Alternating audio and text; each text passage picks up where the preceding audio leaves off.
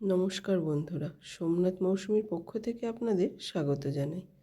আজ খুব ভোর ভোর বেরিয়ে গেলাম। ঘড়িতে তখন 5:30 বাজে। অনেক দিন ধরেই আপনাদের দাদাভাই বলছে এবার শীতে খেজুরের রস খেতে পারলাম না, তাই হঠাৎ বলল কাল সকালে বেরোবো। তাই বেরিয়ে পড়লাম। চলুন আপনারাও সাথে।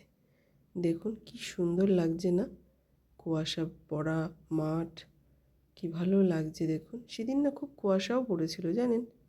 দেখুন সাদা হয়ে রয়েছে, খুব সুন্দর দৃশ্য। মাঝের মধ্যে ভালোই লাগে বলুন এরকম গ্রাম্য দৃশ্য দেখতে, যেতেও বেশ ভালো লাগে। আমার তো খুব ভালো লাগে।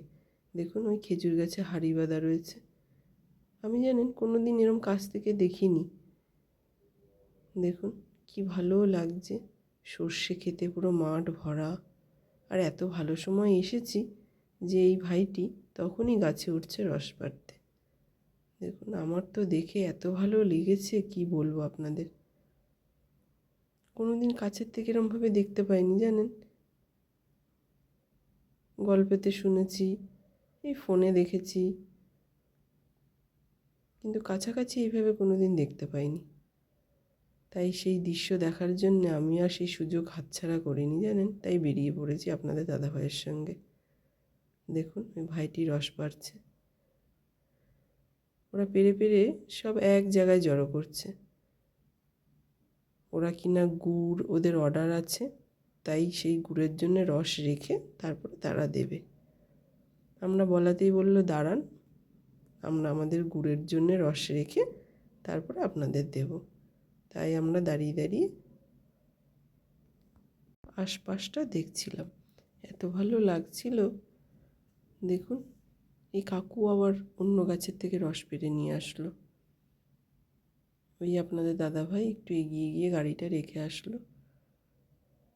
ওই দেখুন, চলুন এবার একটু সামনে গিয়ে দেখা যাক। দেখুন, আর খেজুরের রসের গন্ধে বন্ধুরা পুরো ময়ময় করছিল। মনে হচ্ছে যেন ওইখানেই দাঁড়িয়ে দাঁড়িয়ে গুড়ের অনুভব করছিলাম।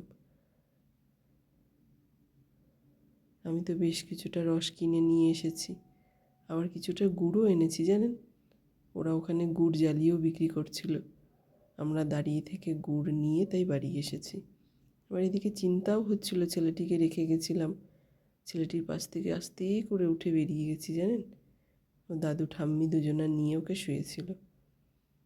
এই দেখুন এবার সব রস এক জায়গায় করবে, করে দেখি আমাদের কতটা দেয়। ওই দেখুন ওই ভাইগুলোও নেবে বলে সব দাঁড়িয়েছিল। এই দেখুন এখানে এরা গুড়টা জ্বালায়, আর আপনাদের দাদাভাই তো আজ দিয়ে পাশ দিয়ে ঘুরছে আর এগুলো দেখে ব্যাস সে সব ক্যামেরা বন্দি করেছে। কি ভালো লাগছে দেখুন, ধান খেতে পুরো ধান ভরা, কুয়াশা ভেজা মাঠ, পাখিগুলো উড়ে যাচ্ছে, কি ভালো লাগছে। ঠান্ডাও খুব পড়েছিল সেদিন বন্ধুরা, ভীষণ ঠান্ডা ছিল। কিন্তু এই রস খাবো বলে সেই আনন্দে ঠান্ডাটা যেন একটু কমই লাগছিল। দেখুন এই হলো গুড় জ্বালাবে, তার প্রস্তুতি চলছে। গুড় জ্বালাতে প্রচুর সময় লাগে বন্ধুরা, দাঁড়িয়ে দেখলাম কাছের থেকে, খুব সময় সাপেক্ষ ব্যাপার। কিন্তু গুড় নিয়েই বাড়ি এসেছি। বেলা অনেক হয়ে যাচ্ছিল, চিন্তা হচ্ছিল ছেলেটার কথা, কিন্তু এরম সুযোগ কি আর সবসময় হবে বলুন। আমি আবার খানিকটা সর্ষে ফুলও নিয়ে এসেছি জানেন, তুলে সর্ষে ফুল বাটা করেছি বাড়ি এসে, সর্ষে ফুলের বড়া ভেজেছি, ভীষণ ভালো লাগে খেতে। আপনারা কে কে খেয়েছেন একটু কমেন্ট করে জানাবেন। দেখুন মাঠ ভর্তি সর্ষে ফুল।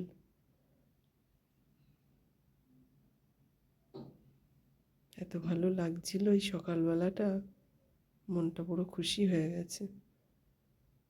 প্রচুর গাছ এতে লিজে নেওয়া জানেন, এক একজনের ভাগে 60টা 80টা করে গাছ, সেগুলো সব রস এক জায়গায় করে তবেই ওরা সবাইকে দেয়। ওই দেখুন রস জ্বালাচ্ছে, দেখুন কি সুন্দর গুড়ের কালারটা এসেছে। চলুন তাহলে খানিকটা গুড় নিয়ে এবার বাড়ি ফিরে যাওয়া যাক। আজ তবে আসি বন্ধুরা, দেখা হবে পরের ব্লগে। টাটা।